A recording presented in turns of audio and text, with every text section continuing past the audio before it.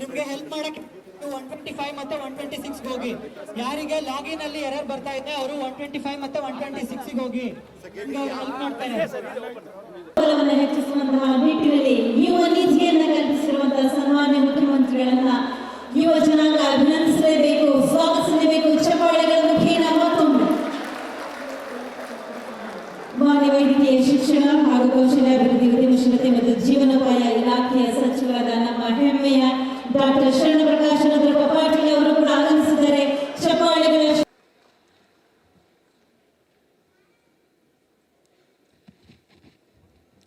ಎಲ್ಲರಿಗೂ ನಮಸ್ಕಾರ.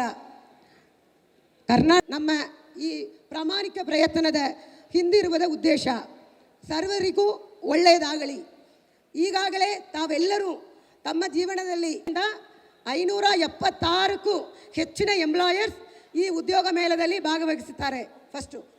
ಎರಡನೆಯದು, ಒಂದು ಕರ್ನಾಟಕ ಅಲ್ಲಿ ಈ ಸ್ಟಾಲ್ಗೆ ನೀವು ವಿಸಿಟ್ ಮಾಡಿ ಹೇಳ್ತಾರೆ. ಬಟ್ ಇವತ್ತು ಪ್ರಥಮ ಬಾರಿ ಯಾವ ಸ್ಟೇಟು ಮಾಡಿರೋಕ್ಕಿಲ್ಲ ಹೇಳಬಹುದು. ಆ ರೀತಿಯಲ್ಲಿ ಇಡೀ ಎಂಪ್ಲಾಯರ್ಸ್ ರಿಜಿಸ್ಟ್ರೇಷನ್ ಆಗಲಿ, ಆಮೇಲೆ ಇವತ್ತು ದಿವಸ ಅಟೆಂಡೆನ್ಸ್ ಆಗಲಿ, ಅಲ್ಲಿ ನಮ್ಮ ಈ ಪ್ರಿಮಿಸಸ್ಗೆ ಬಂದ ಪ್ರತಿಯೊಬ್ಬರ ಅಟೆಂಡೆನ್ಸ್ ಎಲ್ಲದನ್ನು ಪ್ರಥಮ ಬಾರಿ ನಾವು ಆನ್ಲೈನ್ ಮುಖಾಂತರ ಮಾಡಿದ್ದೀವಿ. ನಮ್ಮ ಉದ್ದೇಶ ಏನಂದರೆ ಬರೀ ಈ ಕಾರ್ಯಕ್ರಮದ ರಾಜ್ಯದಲ್ಲಿ ಮತ್ತು ಬೆಂಗಳೂರಿನಲ್ಲಿ ಒಂದು ಬೃಹತ್ ಯುವ ಸಮೃದ್ಧಿ ಸಮ್ಮೇಳನ, ಇದು ಇತಿಹಾಸದಲ್ಲೇ ದೊಡ್ಡದಾಗಿರ್ತಕ್ಕಂಥ ಒಂದು ಬೃಹತ್ ಉದ್ಯೋಗ ಮೇಳ. ಇದು ಕೇವಲ ನಮ್ಮ ಮಾನ್ಯ ಮುಖ್ಯಮಂತ್ರಿಗಳಾಗಿರ್ತಕ್ಕಂಥ ಸಿದ್ದರಾಮಯ್ಯನವರು ಅಂತ ಕರ್ನಾಟಕ ರಾಜ್ಯದ ಯಾವತ್ತೂ ಕೂಡ ನಮ್ಮೆಲ್ಲರ ನೆಚ್ಚಿನ ನಾಯಕರು ಮತ್ತು ಆತ್ಮೀಯ ಸ್ವಾಗತವನ್ನು ಕೋರುತ್ತೇನೆ.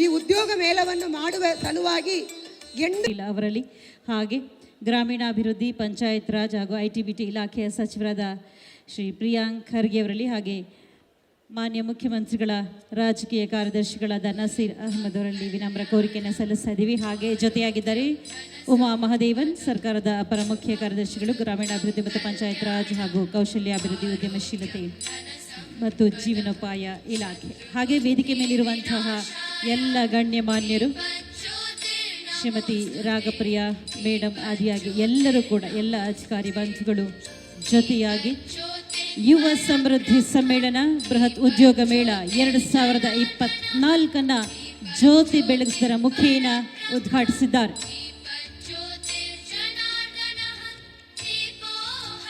ಕರ್ನಾಟಕದ ಯುವ ಜನತೆಯ ಬಾಳು ಬೆಳಗುವಂತಹ ಮಹಾಜ್ಯೋತಿ ಇದಾಗಲಿ ಎನ್ನುವಂತಹ ಆಶಯದಿಂದ, ಆಕಾಂಕ್ಷೆಯಿಂದ, ಅಭಿಲಾಷೆಯಿಂದ ಜ್ಯೋತಿ ಬೆಳೆಸಿದ್ದಾರೆ. ಸನ್ಮಾನ್ಯ ಯುವ ಸಮೃದ್ಧಿ ಸಮ್ಮೇಳನದ ಲಾಂಛನದ ಲೋಕಾರ್ಪಣೆ ಇದೀಗ ಸನ್ಮಾನ್ಯ ಮುಖ್ಯಮಂತ್ರಿಗಳಾದ ಸಿದ್ದರಾಮಯ್ಯನವರಿಂದ.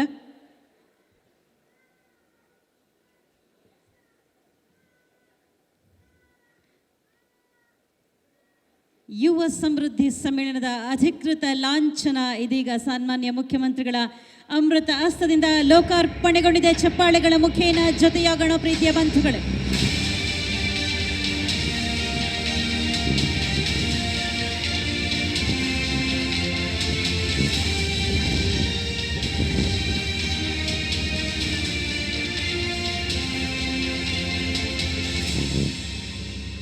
ಬಾಂಧುಗಳೇ, ಕಲಿಕೆ ಜೊತೆಗೆ ಮಾನ್ಯ ಸಚಿವರು ಹಾಗೂ ವೈದ್ಯಕೀಯ ಶಿಕ್ಷಣ ಇಲಾಖೆಯ ಸಚಿವರು ಆಗಿರುವಂಥ ನಮ್ಮೆಲ್ಲರ ಹೆಮ್ಮೆಯ ಡಾಕ್ಟರ್ ಶರಣಪ್ರಕಾಶ್ ರುದ್ರಪ್ಪ ಪಾಟೀಲ್ ಅವರಿಂದ ಕಲಿಕೆ ಜೊತೆಗೆ ಕೌಶಲ್ಯ ವಿಡಿಯೋ ಪ್ರದರ್ಶನ. ಇದೀಗ ಕಲಿಕೆ ಜೊತೆಗೆ ಕೌಶಲ್ಯ.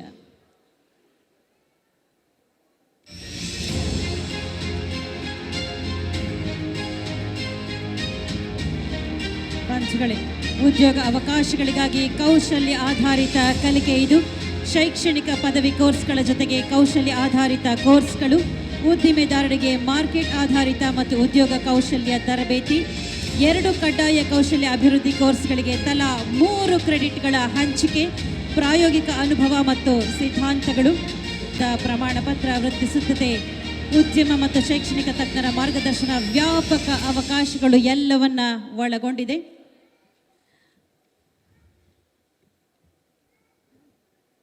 ಸ್ತರದ ಒಟ್ಟಾರೆಯಾಗಿ ಸಮಗ್ರ ಅಭಿವೃದ್ಧಿಯೇ ಕರ್ನಾಟಕ ಸರ್ಕಾರದ ಧ್ಯೇಯ ಎನ್ನುವ ಅಭಿಮತವನ್ನು ವ್ಯಕ್ತಪಡಿಸಿದ್ದಾರೆ ಸನ್ಮಾನ್ಯ ಮುಖ್ಯಮಂತ್ರಿಗಳಾದ ಶ್ರೀ ಸಿದ್ದರಾಮಯ್ಯನವರು. ಅವರ ಜೀವನವನ್ನು ಗಮನಿಸಿದ್ರೆ ನಿಮಗೆ ಅರ್ಥವಾಗುತ್ತೆ. ಹಳ್ಳಿಯಿಂದ ಬರಲಿ, ದಿಲ್ಲಿಯಿಂದ ಬರಲಿ, ಮನಸ್ಸಿದ್ದಲ್ಲಿ ಮಹಾ ಸಾಧನೆಯನ್ನು ಮಾಡಬಹುದು ಅನ್ನೋದಕ್ಕೆ ಪ್ರತಿರೂಪವಾಗಿ ಇದ್ದಾರೆ ನಮ್ಮ ಸನ್ಮಾನ್ಯ ಮುಖ್ಯಮಂತ್ರಿಗಳು. ಕಾರ್ಯಕ್ರಮಕ್ಕೆ ಆಗಮಿಸಿದ್ದಾರೆ ಶಾಸಕರಾದ ಸನ್ಮಾನ್ಯ ಶ್ರೀ ಕೋನರೆಡ್ಡಿಯವರು. ಅವರನ್ನು ಕೂಡ ಕಾರ್ಯಕ್ರಮದ ವತಿಯಿಂದ ಸ್ವಾಗತಿಸ್ತಾ ಇದ್ದೇವೆ.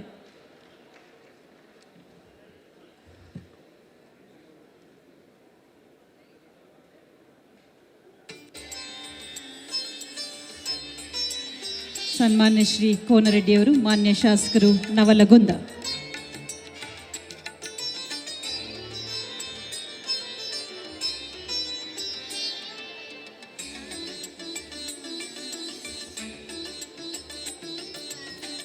ಬೃಹತ್ ಉದ್ಯೋಗ ಮೇಳ ಈ ಕಾರ್ಯಕ್ರಮದಲ್ಲಿ ಭಾಗವಹಿಸಿರ್ತಕ್ಕಂಥ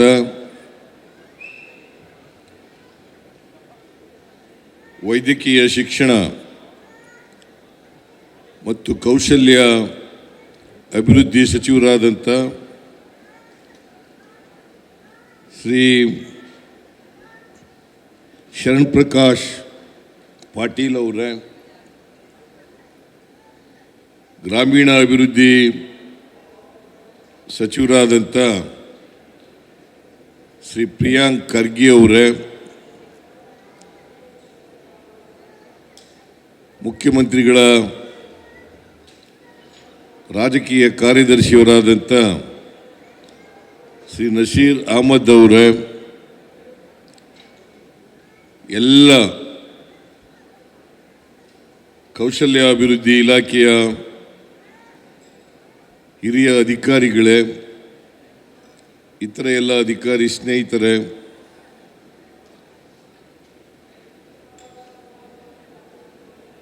ಮಾನ್ಯ ಉದ್ಯಮಿಗಳೇ, ಉದ್ಯೋಗ ಆಕಾಂಕ್ಷಿಗಳಾದಂಥ ಪ್ರೀತಿಯ ಯುವಕ ಯುವತಿ ಮಿತ್ರರೇ, ಮಾಧ್ಯಮದ ಗೆಳೆಯರೇ,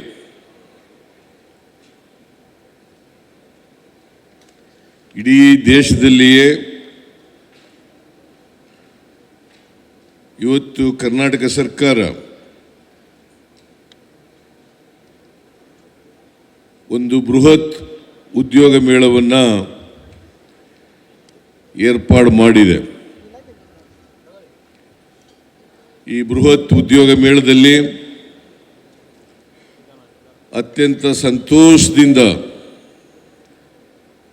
ಭಾಗಿಯಾಗಿದ್ದೇನೆ ಅಂತಕ್ಕಂಥ ಮಾತುಗಳನ್ನು ಹೇಳಲಿಕ್ಕೆ ಬಯಸ್ತಾ ಇದ್ದೇನೆ. ಈಗಾಗಲೇ ಶರಣಪ್ರಕಾಶ್ ಪಾಟೀಲ್ರವರು ಹೇಳಿದಂತೆ ಸುಮಾರು 580 ಉದ್ಯೋಗದಾತರು ಈ ಮೇಳದಲ್ಲಿ ಭಾಗವಹಿಸಿದ್ದಾರೆ. ಸುಮಾರು 1 ಲಕ್ಷಕ್ಕೂ ಹೆಚ್ಚು ಉದ್ಯೋಗಗಳನ್ನು ಕೊಡಲಿಕ್ಕೆ ಮುಂದೆ ಬಂದಿದ್ದಾರೆ. ಅವರೆಲ್ಲರಿಗೂ ಕೂಡ ನಾನು ಸರ್ಕಾರದ ವತಿಯಿಂದ ಈ ನಾಡಿನ ಜನತೆಯ ವತಿಯಿಂದ ಅಭಿನಂದನೆಗಳನ್ನು ಸಲ್ಲಿಸಲಿಕ್ಕೆ ಬಯಸ್ತಾ ಇದ್ದೇನೆ. ಇವತ್ತು ನಿರುದ್ಯೋಗ ಒಂದು ದೊಡ್ಡ ಸಮಸ್ಯೆ. ಪ್ರತಿ ವರ್ಷ ನಿರುದ್ಯೋಗ ಹೆಚ್ಚಾಗುತ್ತಲೇ ಹೋಗ್ತಾ ಇದೆ. 2014-15ರಲ್ಲಿ 2.1% ಇದ್ದಂಥ ನಿರುದ್ಯೋಗ ಇವತ್ತು 8.40% ಹೆಚ್ಚಾಗಿ ಇದೆ ಅಂತಕ್ಕಂಥದ್ದನ್ನು ತಾವೆಲ್ಲ ತಿಳ್ಕೋಬೇಕಾಗ್ತದೆ. ಪ್ರತಿ ವರ್ಷನೂ ಕೂಡ ನಿರುದ್ಯೋಗ ಹೆಚ್ಚಾಗುತ್ತಲೇ ಹೋಗ್ತದೆ. 2014-15ರಲ್ಲಿ ಈ ದೇಶದ ಪ್ರಧಾನಮಂತ್ರಿಗಳು ನಿರುದ್ಯೋಗಿ ಯುವತಿಯರಿಗೆ ಪ್ರತಿ ವರ್ಷ 2 ಕೋಟಿ ಉದ್ಯೋಗಗಳನ್ನು ಸೃಷ್ಟಿ ಮಾಡ್ತೇವೆ ಅಂತ ಹೇಳಿದರು.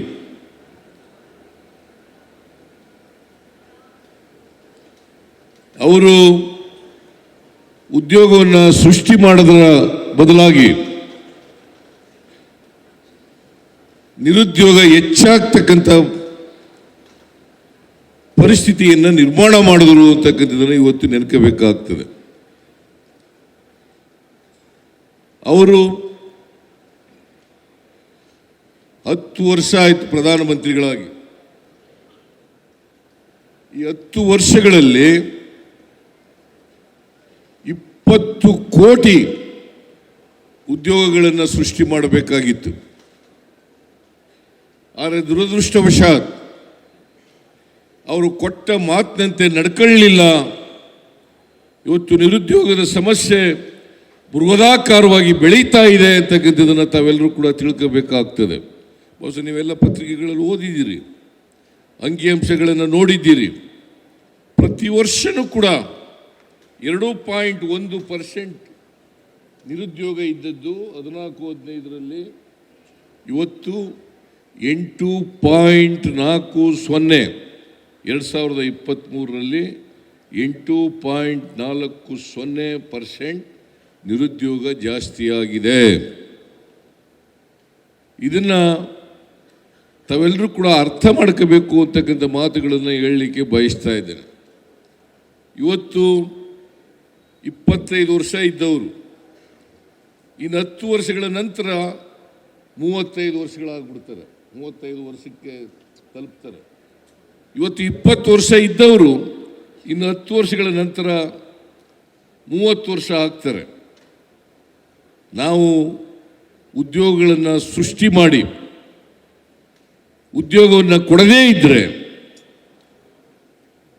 ಯುವತಿಯರು ಈ ದೇಶದಲ್ಲಿ ನಿರುದ್ಯೋಗಿಗಳಾಗ್ತಾರೆ.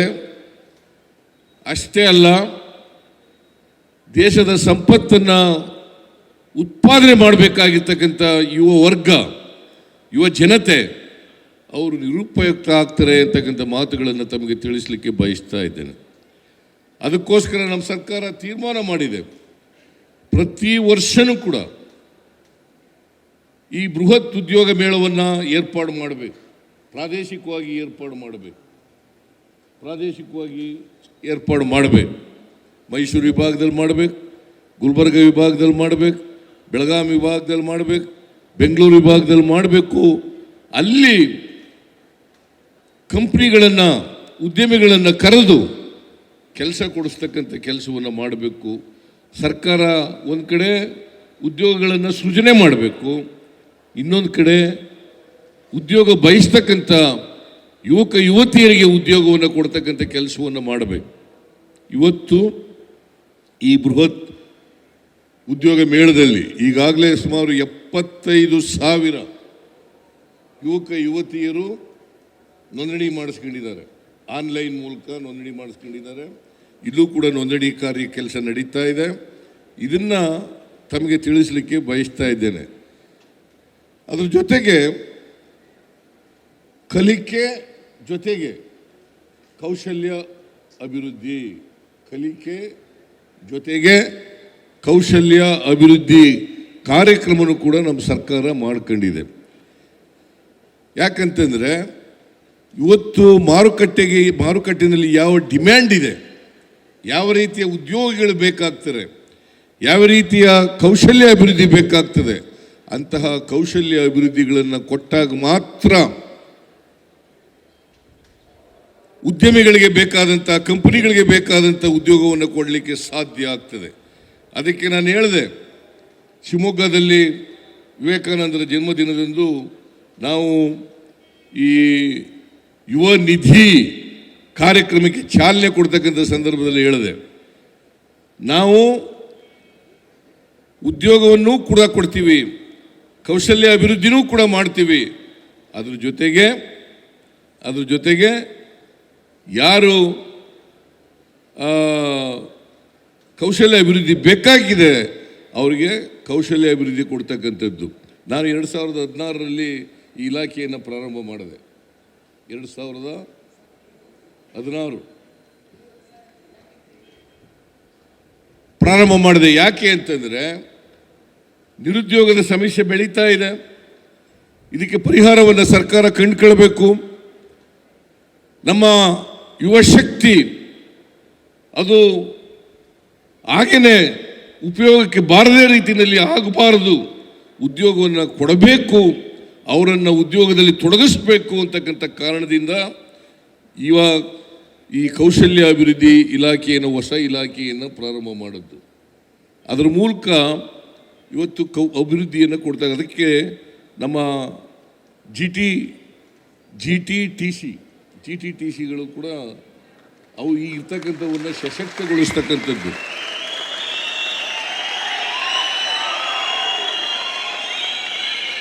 GTTCಗಳನ್ನು ಸಶಕ್ತಗೊಳಿಸ್ತಕ್ಕಂಥದ್ದು ಜೊತೆಗೆ ಹೊಸದಾಗಿ ಕೂಡ GTTCಗಳನ್ನು ಪ್ರಾರಂಭ ಮಾಡ್ತಾ ಇದ್ದೇವೆ. ಕೌಶಲ್ಯ ಅಭಿವೃದ್ಧಿ ಆಗಬೇಕು.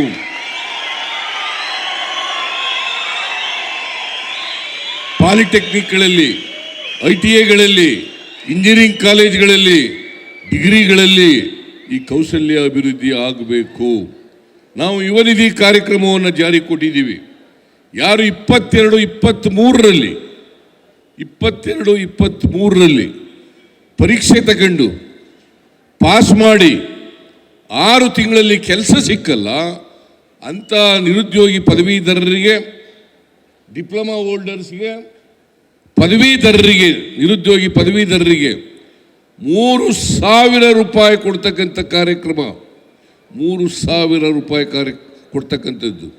ಯಾಕಂತಂದರೆ ಅವರು 2 ವರ್ಷಗಳವರೆಗೆ ಉದ್ಯೋಗ ಸಿಕ್ಕದೆ ಹೋದರೆ, 6 ತಿಂಗಳಾದರೂ ಕೂಡ ಉದ್ಯೋಗ ಸಿಕ್ಕದೆ ಹೋದರೆ 2 ತಿಂಗಳವರೆಗೆ 3,000 ರೂಪಾಯಿಗಳನ್ನು ಪದವೀಧರರಿಗೆ, ಅವರು ಇಂಜಿನಿಯರಿಂಗ್ ಓದಿರ್ಬೋದು, ಮೆಡಿಕಲ್ ಓದಿರ್ಬೋದು, ಪೋಸ್ಟ್ ಗ್ರ್ಯಾಜುಯೇಷನ್ ಮಾಡಿರ್ಬೋದು, ಡಿಗ್ರಿ ಮಾಡಿರ್ಬೋದು, ಯಾರೇ ನಿರುದ್ಯೋಗಿ ಪದವೀಧರರಿಗೆ 3,000 ರೂಪಾಯಿವರೆಗೆ 2 ವರ್ಷದವರೆಗೆ ಕೊಡ್ತೀವಿ. 2 ವರ್ಷದಲ್ಲಿ ಕೆಲಸ ಸಿಕ್ಕಿದ್ರೆ ಅದನ್ನು ಕೊಡ್ತಕ್ಕಂಥದ್ದನ್ನು ನಿಲ್ಲಿಸ್ತೀವಿ.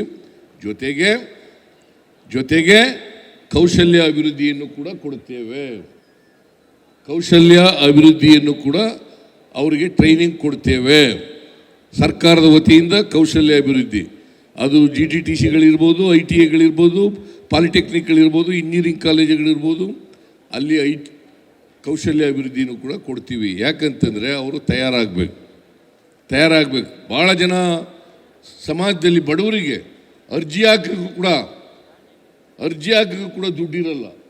ಅಂಥ ಜನರಿಗೆ ಉಪಯೋಗ ಆಗಲಿ, ಅಂಥ ಯುವತಿಯರಿಗೆ ಉಪಯೋಗ ಆಗಲಿ ಅನ್ನೋ ಕಾರಣಕ್ಕೋಸ್ಕರ 3,000 ರೂಪಾಯಿಯನ್ನು 2 ವರ್ಷದವರೆಗೆ ಕೊಡ್ತಕ್ಕಂಥದ್ದು.